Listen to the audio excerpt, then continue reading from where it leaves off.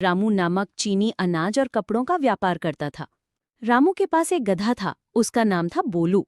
बोलू बहुत सीधा साधा, मेहनती, लेकिन थोड़ा आलसी और नादान था।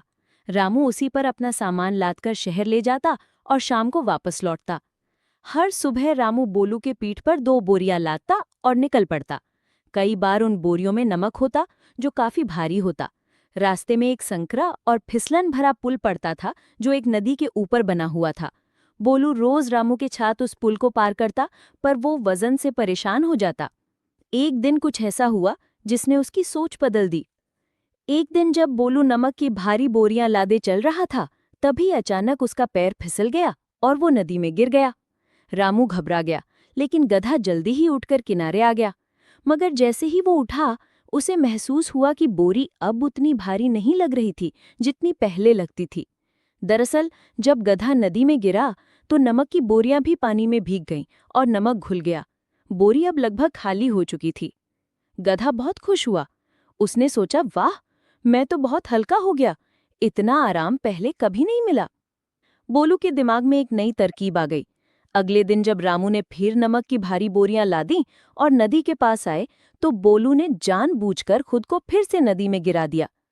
परंतु जब ऐसा 3-4 दिन लगातार हुआ, रामू समझ गया कि गधा अब चालाक बन गया है और जानबूझकर नमक घुला रहा है ताकि बोझ हल्का हो जाए।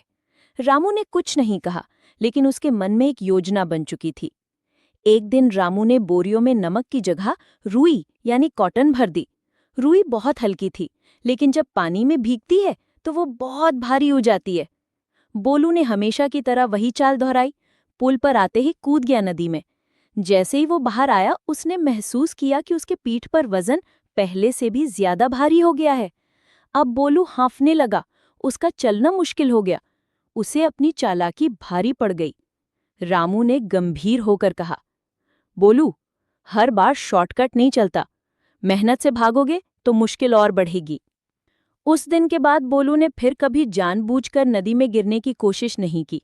वो समझ गया था कि चालाकी हमेशा काम नहीं आती और अनुभव से मिली सीख सबसे मजबूत होती है।